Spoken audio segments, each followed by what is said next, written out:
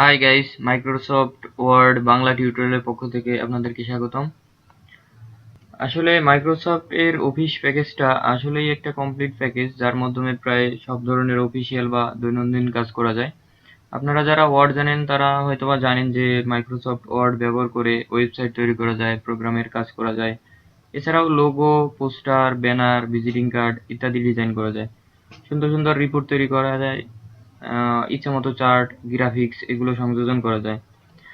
এছাড়া আপনি নতুন যারা বা নতুন বা যারা কাজ জানেন, এদের মাধ্যমে আপনারা যারা জানেন, আমি চেষ্টা করব যে আপনাদের জানার মধ্যেও অজানা কিছু তথ্য দেওয়ার জন্য।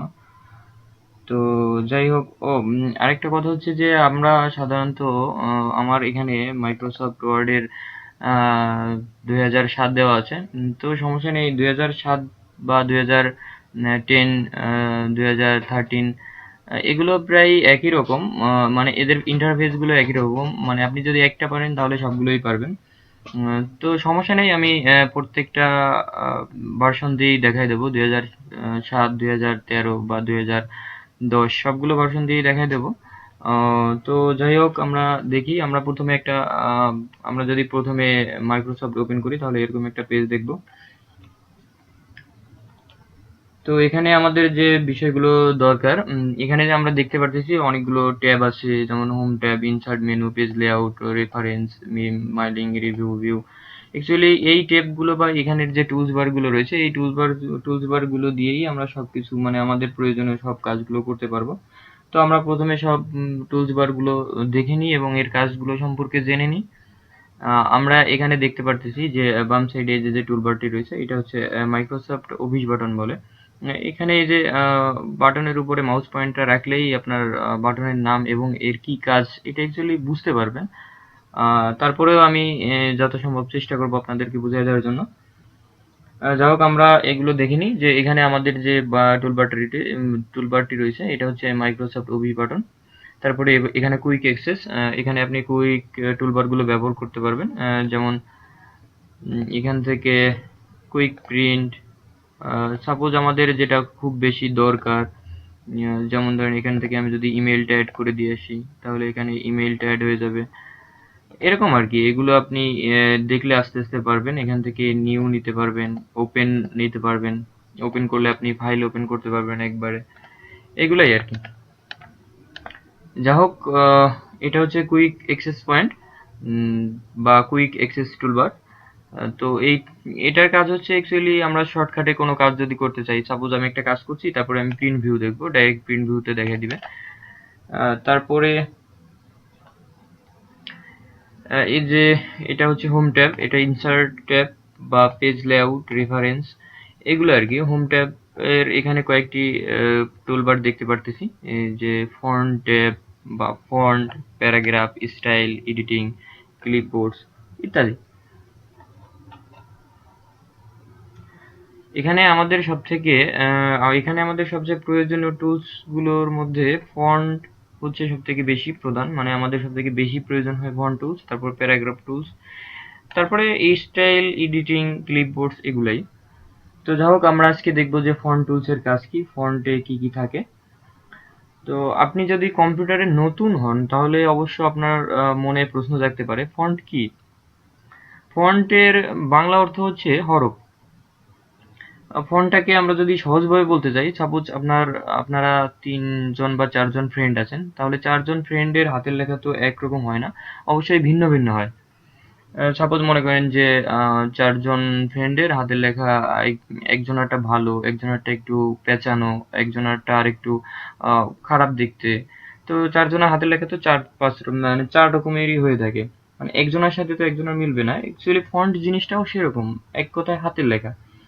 তো সাপোজ আমি এখানে যদি দেখতে চাই যে ফন্ট জিনিসটা কেমন, সাপোজ আমি নামটা লিখলাম। সাপোজ আমরা 4 ফ্রেন্ডের হাতের লেখা 4 রকম, সেক্ষেত্রে আমি এভাবে লিখতে পারি, আরিফ।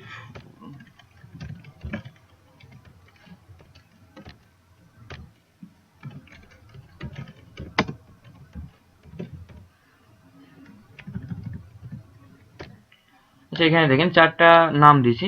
সাপোজ আমাদের হাতের লেখা, আরিফুলের হাতের লেখা হচ্ছে সাপোজ স্টাডি স্টুডিওট। তারপরে আশরাফুলের হাতের লেখা যদি আমি অন্য একটা আলজেরিয়ান। গৌতমের হাতের লেখা এরিয়াল ব্ল্যাক। আরিয়ানের হাতের লেখা সাপোজ, আমার অবশ্য একটা ফেভারিট ফন্ট আছে, সেটা হচ্ছে জোকার। জোকার নামে একটা ফন্ট আছে, আমার ভালো লাগে, আমি সবসময়ের জন্য ব্যবহার করি এটা। কই গেল সেটা?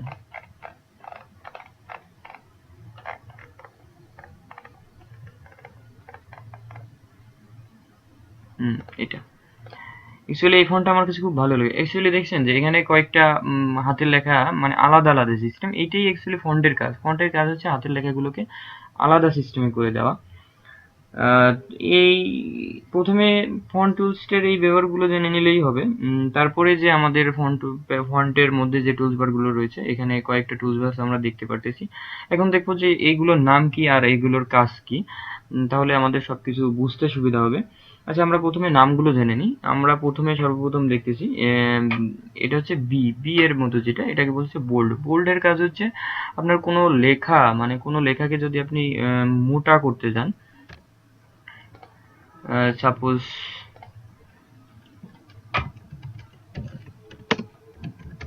আমি এই লেখাকে মানে এই ফন্টেই রাখবো, কিন্তু লেখাটা একটু মোটা হবে, সেক্ষেত্রে আমি বোল্ড ইউজ করব। বোল্ড করলে হালকা মোটা হয়ে যাবে, আপনি অবশ্য খেয়াল করলে দেখতে পাচ্ছেন যে আগের থেকে একটু মোটা হয়ে যাচ্ছে। এটা হচ্ছে বোল্ডের কাজ, হালকা মোটা করে দেওয়া। এরপর হচ্ছে আই এর মতো যেটা আছে, হালকা কাত করে দেওয়া। Italic font. ইটালিক ফন্টের কাজ হচ্ছে যে কোনো মানে লেখাকে মানে সেই ফন্টে রেখে একটু হালকা কাট করে দেবে। এটা শুধুমাত্র স্টাইলের ক্ষেত্রে ব্যবহার করা হয়, যে আপনি কোনো জায়গায় কোনো প্যাসেজ বা কোনো প্যারাগ্রাফ লিখছেন, সেখান থেকে আপনি দুইটা লাইনকে হাইলাইট বা একটু মডিফাই করতে চাচ্ছেন, সেখানে আপনি হালকা কাট করে দিতে পারেন। যেমন এখানে ক্লিক করলে হালকা কাট হয়ে যাবে, আপনি খেয়াল করে দেখেন যে এখানে আমি যদি হালকা মানে ক্লিক করি তাহলে এটা কাট হয়ে যাচ্ছে। এটাই ইটালিক ফন্টের কাজ। এরপর হচ্ছে আন্ডারলাইন। এটা এই যে ইউ এর মতো যেটা রয়েছে, এটা হচ্ছে আন্ডারলাইন। আন্ডারলাইনের কাজ হচ্ছে কোনো লেখাকে তার নিচে একটা লাইন করে দেওয়া। আন্ডারলাইন অ্যাকচুয়ালি এটা তো বোঝাই যাচ্ছে। তো আমরা দেখি কিভাবে। এটা ক্লিক করলে আপনি দেখছেন যে একটা আন্ডারলাইন হচ্ছে। আপনি এখানে যা লিখবেন সেটার নিচ থেকে আন্ডারলাইন দিতে থাকবে যতক্ষণ পর্যন্ত ক্লোজ না করবেন। এটা হচ্ছে আন্ডারলাইনের কাজ। এরপরে আরো রয়েছে, এটা হচ্ছে চেঞ্জ ফন্ট। আগেই বলছি ফন্ট, এখান থেকে আপনি ফন্ট যে কোনো ফন্ট ব্যবহার করতে পারবেন। এটা হচ্ছে চেঞ্জ ফন্ট। তারপরে এটা হচ্ছে ফন্ট সাইজ। আপনি এখান থেকে মনে করেন যে আপনার ইচ্ছে মতো সাইজ দিতে পারবেন। আর এটা হচ্ছে অটোমেটিক সাইজ। আপনি এখান থেকে অটোমেটিকলি একটা সাইজ বড় করতে পারবেন, অটোমেটিকলি ছোট করতে পারবেন। আর যদি এখান থেকে না হয় তাহলে কাস্টম ফন্ট কাস্টম সাইজ ব্যবহার করতে পারেন। যেমন ধরেন আমার যদি এখন এখানে 100 এসপি লাগে, তাহলে আমি এখানে 100 লিখে দেবো, তাহলে এটা 100 এসপি তে চলে যাবে।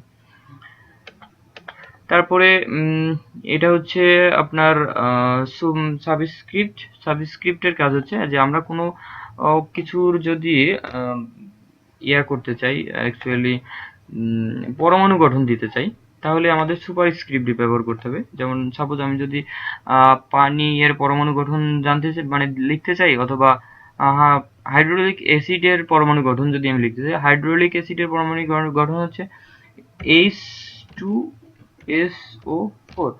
সাপোজ এখানে H2SO4 টা লিখলে কিন্তু H এর পরে 2 সরাসরি হয়ে যাচ্ছে। এইটা অ্যাকচুয়ালি আমাদের পরমাণু গঠনটা সঠিক হচ্ছে না, বা এরকমটা হয় না। তো আমরা যদি সেইভাবে লিখতে চাই, তাহলে আমাদের এখানে সাবস্ক্রিপ্ট ব্যবহার করতে হবে। তো এখানে সাবস্ক্রিপ্ট ব্যবহার করতে হলে প্রথমে H লিখে তারপরে সাবস্ক্রিপ্টকে